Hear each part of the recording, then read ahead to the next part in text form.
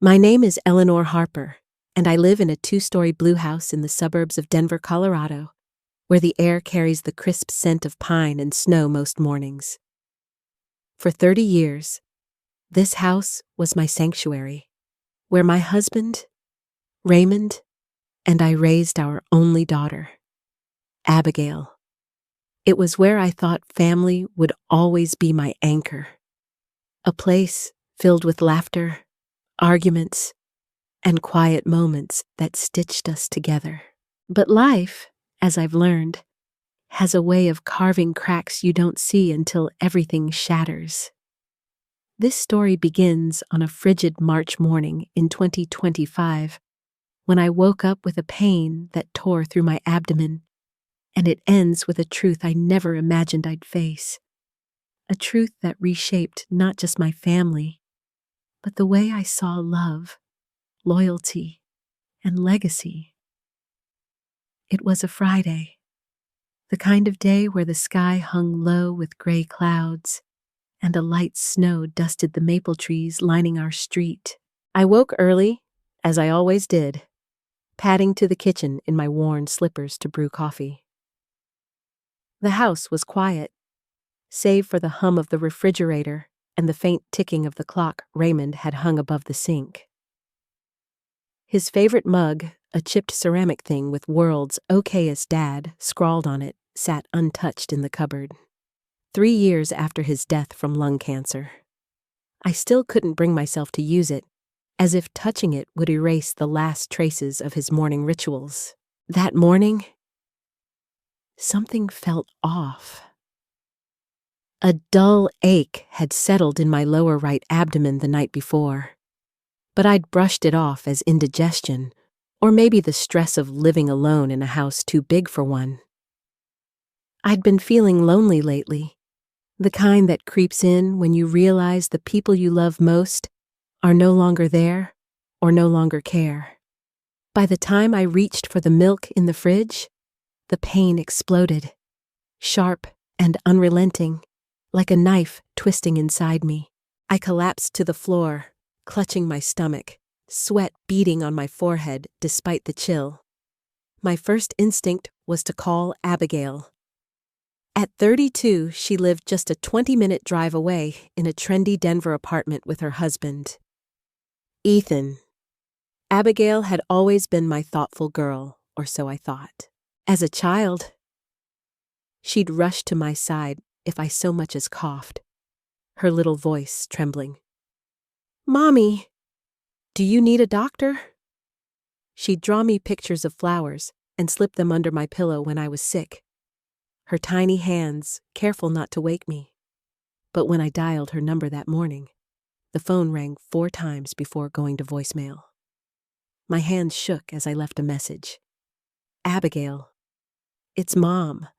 I'm in a lot of pain, my stomach. I think I need to go to the hospital. Please call me back." No response came. I waited 10 minutes, each second stretching as the pain grew unbearable. I tried again, but the call went straight to voicemail. My vision blurred, not just from the pain, but from the sinking realization that my daughter might not come. Finally, I dialed 911. The paramedics arrived swiftly, their boots tracking snow onto my hardwood floor. As they loaded me onto a stretcher, I gripped my phone, hoping for a call, a text, anything from Abigail.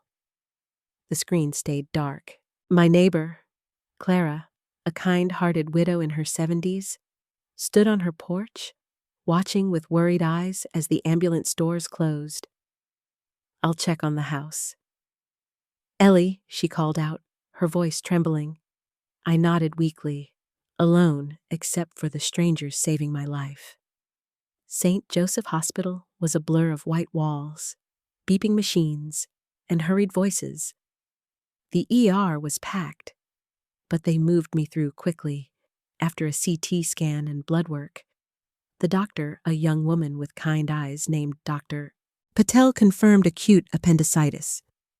"We need to operate now," she said, her tone calm but urgent. "It's close to rupturing."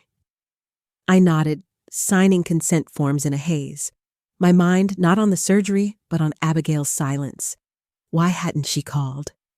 Was she okay? Was she hurt? The possibilities swirled, each one worse than the last. Before they wheeled me to the operating room, I tried Abigail one last time. This time, Ethan answered, his voice hesitant, almost annoyed. "Hey, Mom, Abigail's kinda busy. It's my birthday today, and we're setting up for a party at the house." "What's up?" I swallowed the pain, both physical and emotional, and forced my voice to stay steady. "Ethan, I'm in the hospital. I'm about to have emergency surgery for appendicitis. Can Abigail come? I need her." There was a pause, then a muffled sound, like he was covering the phone. "Wow, that's serious," he said finally, his tone more surprised than concerned. "I'll tell Abby, but, we've got guests over already. She'll call you soon." "Okay," I mumbled a thank you, though my heart sank like a stone. The nurse, a middle-aged woman with gentle hands, took my phone as they prepped me for surgery. "Don't worry, hun," she said, patting my arm. "Your family will be here when you wake up." I wanted to believe her, but as they pushed me down the hall, the fluorescent lights blurring above, I closed my eyes and saw Abigail as a little girl, her pigtails bouncing as she promised to always take care of me. That image faded, replaced by the reality of her absence. The surgery took 2 hours. I woke in recovery, groggy, with an IV dripping into my arm and a dull ache where the pain had been. The nurse checked my vitals, asking if I needed anything. I shook my head, my eyes fixed on the phone now resting on the bedside table. No missed calls, no texts. I told myself Abigail was probably on her way, that Ethan had just been slow to relay the message. Maybe she was stuck in traffic, or her phone had died. But deep down, I knew better. The truth was a weight pressing on my chest, heavier than the surgical bandages. Against my better judgment, I opened Instagram. The first post was Abigail's her in a red dress, beaming beside Ethan, a wine glass raised in a toast. The caption read, "Best birthday ever, love you forever." Ethan posted an hour ago while I was under anesthesia, fighting for my life. My vision blurred with tears. Not from the pain in my abdomen, but from the betrayal of being forgotten by the child I'd loved, raised, and sacrificed for. I'd spent years putting her needs above my own, driving her to ballet lessons, staying up late to help with homework, wiping her tears after her first heartbreak. And now, she was toasting her husband's birthday while I lay alone in a hospital bed. I turned off the phone and let the sterile silence of the room swallow me. I stayed in the hospital for 4 days, each one stretching longer than the last. No Abigail, no Ethan. The nurses were kind, checking on me frequently, but their pitying glances only deepened my sense of abandonment. On the second day, Clara arrived, her arms full of daisies and a Tupperware container of homemade oatmeal cookies. "Ellie, where's Abigail?" she asked, her brow furrowed with concern as she set the flowers on the windowsill. "I thought she'd be glued to your side." I forced a smile, my voice brittle. "She's busy. Clara? Work. You know?" The lie tasted bitter, but I couldn't bear to admit the truth, not to Clara, not to myself. Clara stayed for an hour, chatting about her garden and the neighborhood book club, trying to lift my spirits. Before she left, she squeezed my hand. "I'm here, Ellie. Anything you need, you call me. The whole street's worried about you." Her words were a small comfort, a reminder that I wasn't entirely alone, even if my own daughter had forsaken me. That evening, Clara rallied the neighbors. Mrs.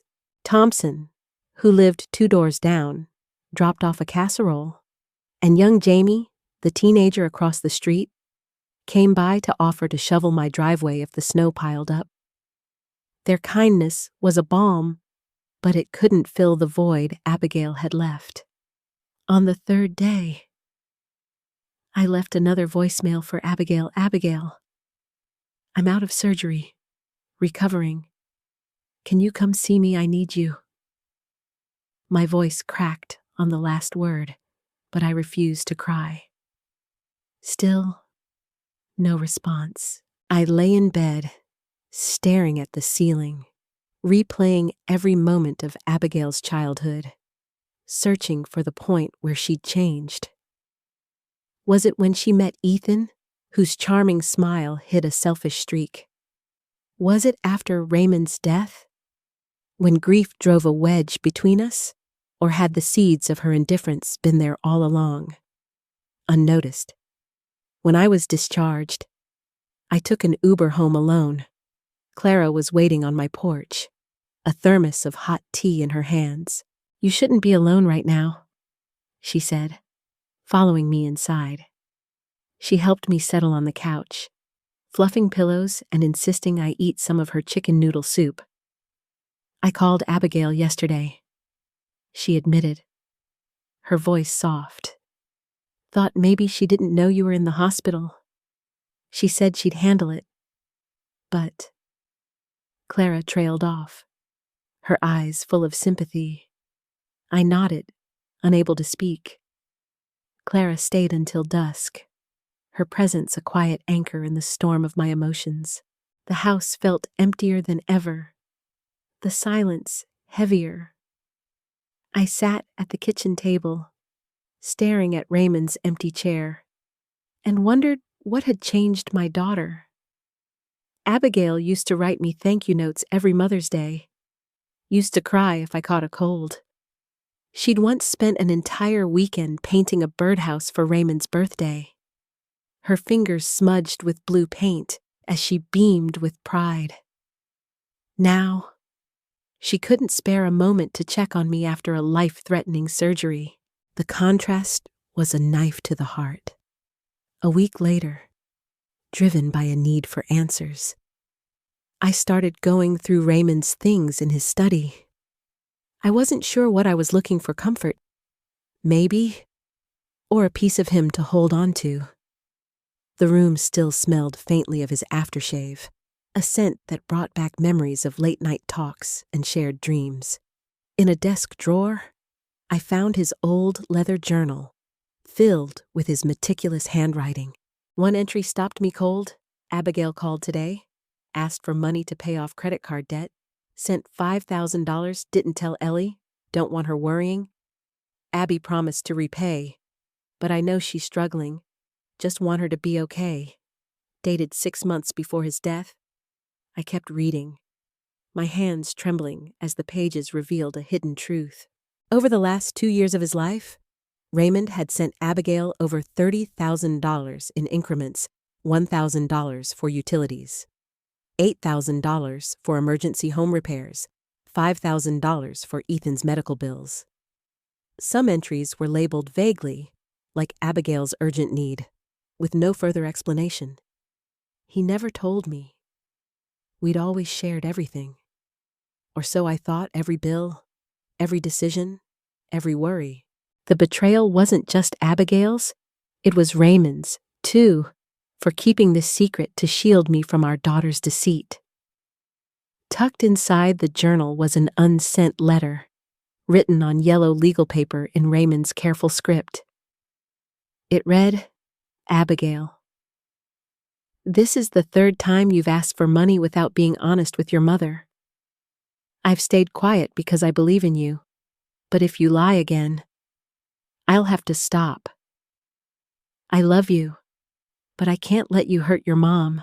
The letter trailed off, unfinished, as if he couldn't bear to complete the thought. I clutched it to my chest, tears streaming down my face, realizing Raymond had carried this burden alone, his love for Abigail warring with his loyalty to me. He'd wanted to protect us both, but in the end, he'd protected neither. The journal entries painted a picture of Abigail's growing dependence on Raymond's generosity and her increasing secrecy.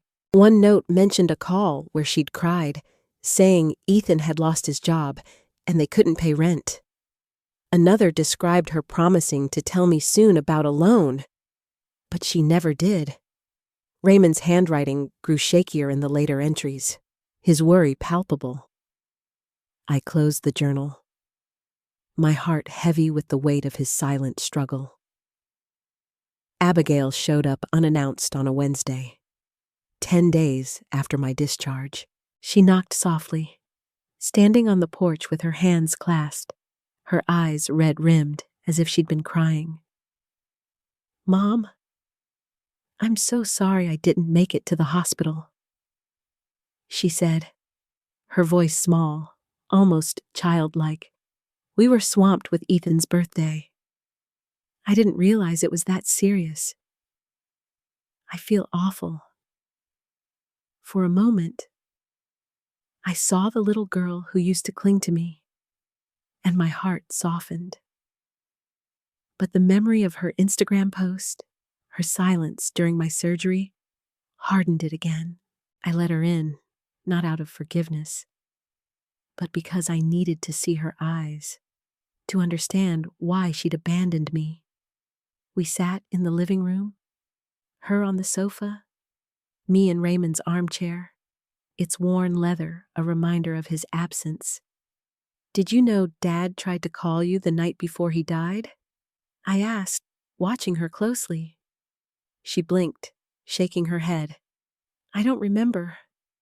My phone was probably on silent." Her voice wavered, and I wondered if she was lying or simply unwilling to face the truth. I told her about the journal, the money, the letter. Her face paled, and she stammered. "Those were loans. Mom, Dad offered to help. I was going to pay him back." Her words were rushed, defensive, and I saw the guilt flicker in her eyes. I handed her the unsent letter. She read it, her hands shaking, then folded it tightly, her knuckles white. "Dad didn't mean that," she said, her voice breaking. "He always understood me. He knew we were struggling." "Abigail," I said, my voice steady but cold. "He meant every word. He was protecting me from you." Her tears came then, hot and fast, and she buried her face in her hands. "I didn't mean to hurt anyone," she sobbed. "Ethan's been under so much pressure, and I thought I could handle it without bothering you. I'm so sorry. Mom, I should have been there." Her remorse seemed genuine, but it was tainted by the weight of her choices, days of silence, a party over my pain, years of lies to her father. I wanted to believe her, to pull her into my arms and forgive her. But trust, once broken, doesn't mend so easily. "You weren't there when I needed you most," I said quietly. "And you took from Dad without telling me. That's not a mistake. Abigail, that's a choice." She looked up, her face streaked with tears, and whispered, "Can we fix this?" I didn't answer. I stood, opened the door, and said, "I'll let you know if I need anything." She left without a hug, without asking how I was. Ethan waited in the car, and I saw her slump into the passenger seat, her shoulders shaking. But I felt no relief, only a cold resolve. The next morning, I called Susan Miller, our family attorney, a sharp woman who'd handled Raymond's business contracts for decades. I brought Raymond's journal, the unsent letter, and bank statements showing the transfers. "I want to revise my will," I said, my voice firm. Susan nodded, her pen poised over a legal pad. I directed all major assets the house, Raymond's stocks, our joint savings into a trust for Sophie, Abigail's 7-year-old daughter. Sophie would inherit at 25 with early access only for education or housing. If Abigail or Ethan challenged the will, they'd lose all rights, including visitation during the trust's term. But I didn't stop there. In the hospital, I'd met Jamie's mother, Lisa, a single mom who lived across the street. Jamie, the teenager who'd offered to shovel my driveway, had been helping his mom make ends meet since her divorce. Lisa worked 2 jobs, yet still found time to volunteer at the community center. During my recovery, she'd sent Jamie over with homemade soup and a get-well card, a small gesture that meant the world. I decided to set aside $20,000 from my personal savings, not part of the trust for Lisa, to help with Jamie's college fund, or to ease her financial strain. It wasn't charity. It was gratitude for her kindness, a way to honor the community that had stood by me when my own daughter hadn't. I wrote a 5-page letter to Sophie, detailing Raymond's love, Abigail's choices, and the truth about our family. I asked Susan to seal it, to be given to Sophie at 18. This isn't revenge, I told Susan, handing her the documents. It's to protect Sophie and to do right by those who've been there for me. Susan's eyes softened. This is airtight, Eleanor. But Abigail won't take it well, and the gift to Lisa might surprise people. I replied, that's the point. Let them be surprised. 4 days later, a certified letter from Susan's office arrived at Abigail's apartment. I knew she'd received it because Ethan called that night, his voice a mix of anger and disbelief. Mom, you're really cutting us out of the will and giving money to Lisa. What are you thinking? I stayed calm, my resolve unshaken. I'm not cutting you out. I'm protecting Sophie and helping someone who deserves it. Abigail jumped on the line, her voice shrill. You can't do this to me. You're destroying our family, and now you're throwing money at strangers, I said. You did that long ago. Abigail. And Lisa's no stranger, she was there when you weren't. I hung up, my hands steady. They showed up on Sunday, unannounced. Abigail stormed in, her face flushed, Ethan trailing behind, his expression weary. You're manipulating everyone with this will, she snapped, her voice sharp as a blade. You're punishing us for wanting our own lives, and now you're giving our money to some neighbor I let them in? Not for reconciliation, but because I heard Sophie playing upstairs, her laughter a stark contrast to the tension below. I wanted her to hear the truth, not to hurt her, but to arm her with it for the future. Abigail's anger turned to accusations. You're trying to buy loyalty, she said, pointing a finger at me. Lisa's just a neighbor. Mom. She's not family. I met her gaze, unflinching. Family is who shows up. Abigail. Lisa sent her son to check on me. Clara brought me flowers. You didn't even call. Abigail's eyes filled with tears, but this time, they were angry, not remorseful. I said I was sorry. She hissed. What more do you want? I was wrong. Okay, I messed up. But this is cruel. Ethan finally spoke, his voice low. Abby, maybe we should listen to her. But Abigail ignored him, her words tumbling out. You're tearing us apart over money. Mom? And for what? To play hero to the neighborhood, I let out a dry laugh, the sound harsh in the quiet room. Money I was in the hospital for 4 days. Abigail, You didn't visit? Didn't call? You chose a birthday party over me? And Lisa. She's raising a good kid on her own. She deserves better than scraping by. Sophie appeared on the stairs, her eyes wide, clutching a stuffed bunny. She looked from her mother to me, her small face unreadable. Abigail faltered, her voice softening. Sophie, honey, go back upstairs. This is grown-up stuff. But Sophie didn't move, her gaze fixed on me. I spoke gently, my words for her as much as for Abigail. She understands more than you think. I opened the door, my hand steady. We're done here. Abigail hesitated, then stormed out, Ethan following. As they drove away, I saw Sophie wave from the upstairs window, and my heart ached for the truth she was beginning to see.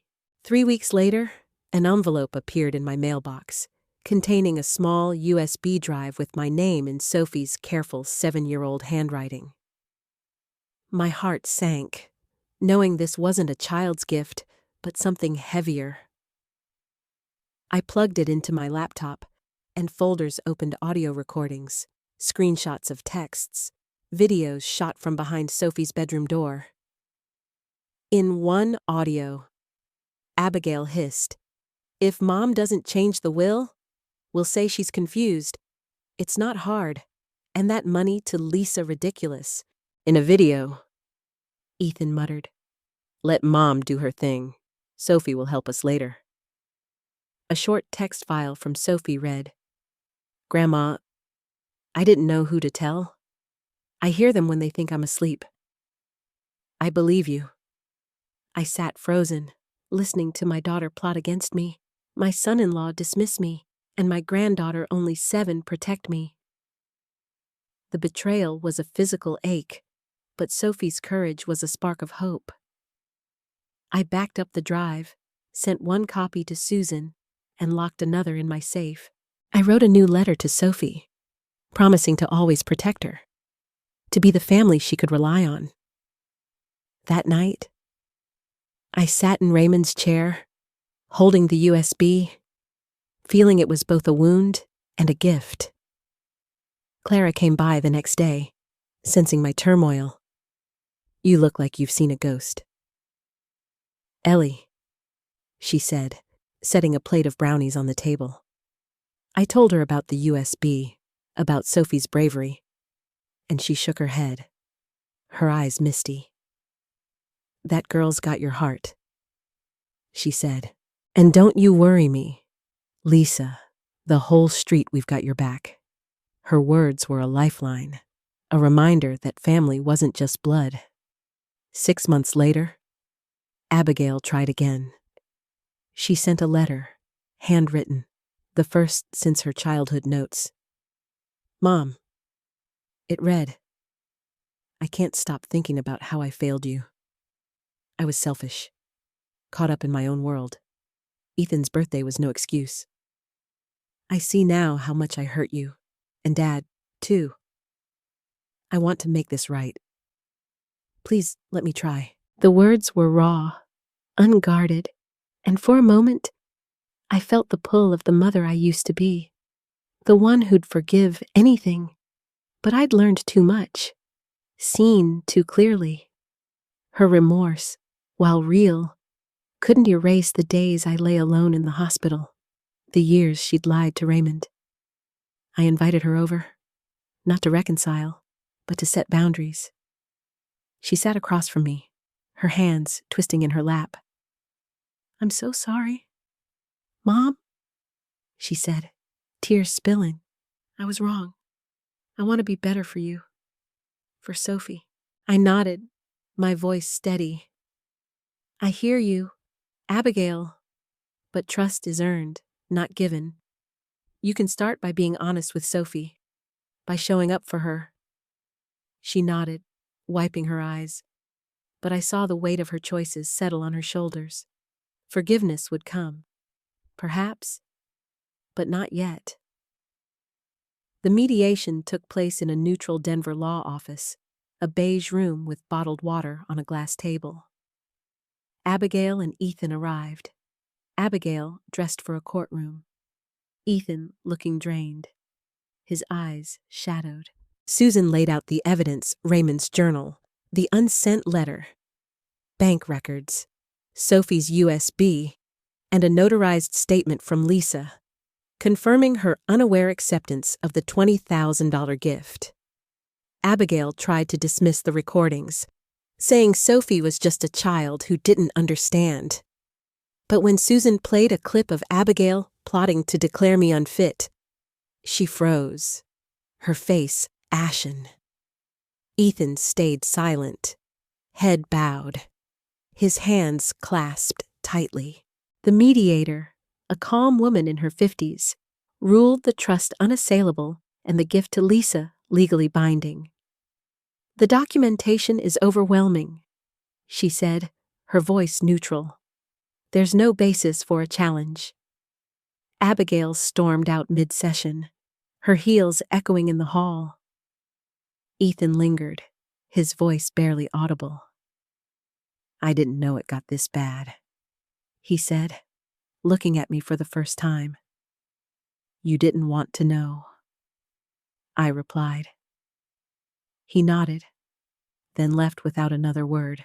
I stayed behind, gathering my things, feeling not triumph, but a settled sorrow. I'd lost my daughter, but I'd saved Sophie and honored Lisa's kindness. Clara picked me up after, insisting on driving me home. "You did right, Ellie," she said, patting my hand. "Sophie's lucky to have you, and Lisa's over the moon about that money. Says it'll change Jamie's life." I smiled, the first real one in weeks. Sophie turned 18 on a crisp fall day in 2033. She knocked on my door, holding the letter I'd written, still sealed.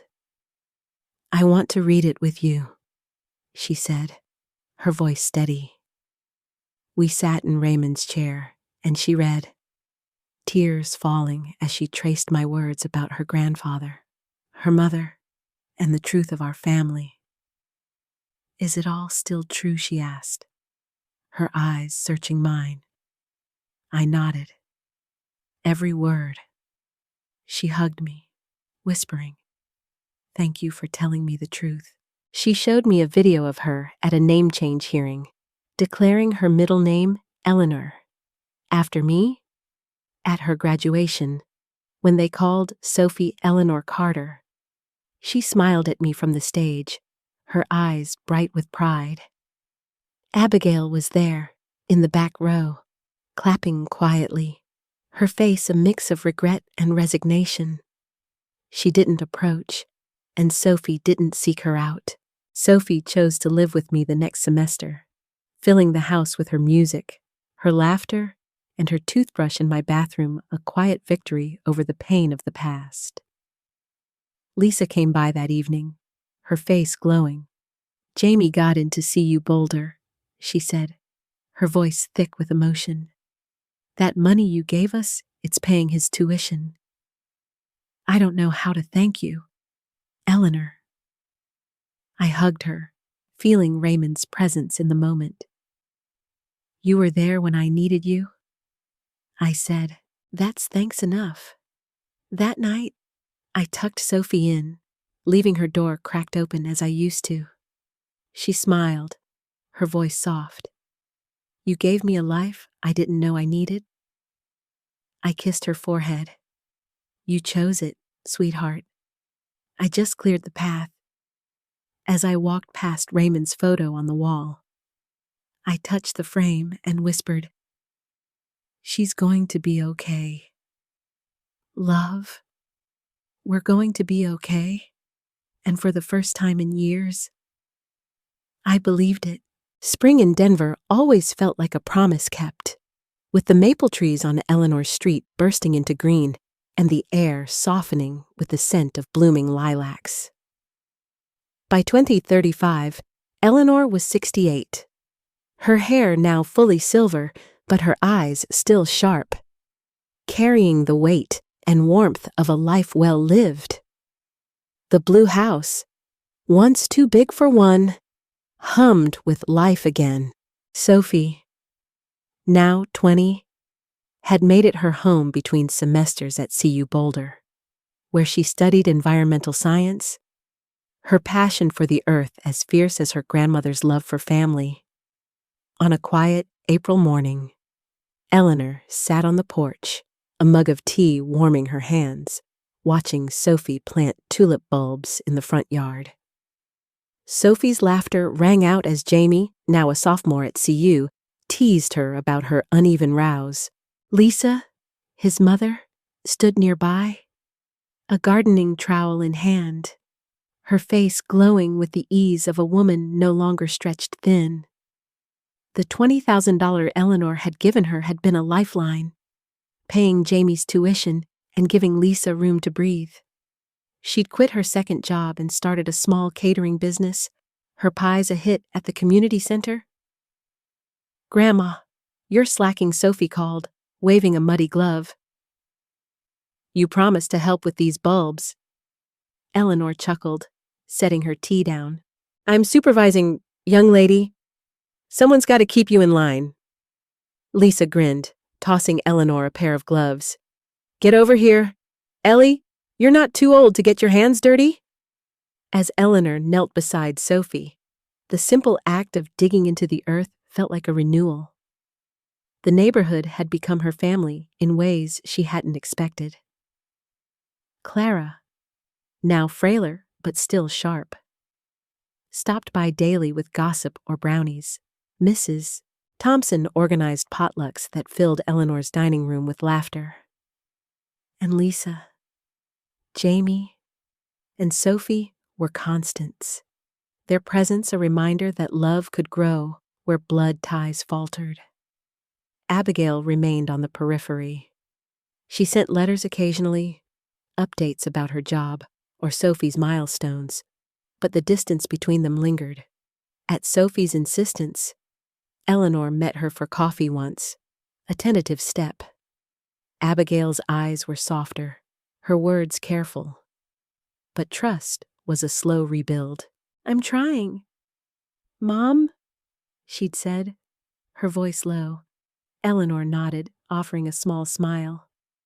"Keep trying, Abigail." For Sophie, it wasn't forgiveness, not yet, but it was a door cracked open. That evening, as the sun dipped low, Eleanor and Sophie sat on the couch. A photo album opened between them. Pictures of Raymond, young Abigail, and baby Sophie filled the pages, a map of their past. Sophie traced a photo of her grandfather, her voice soft. "I wish I'd known him like you did." Eleanor squeezed her hand. "You do, sweetheart. His heart's in you." Later, as Eleanor tucked Sophie in a habit they both cherished, she paused at Raymond's photo on the wall. "We're still here, love," she whispered, "and we're stronger than ever." The house, once silent, sang with life. And Eleanor knew she'd built a legacy not of wealth, but of love, chosen and earned.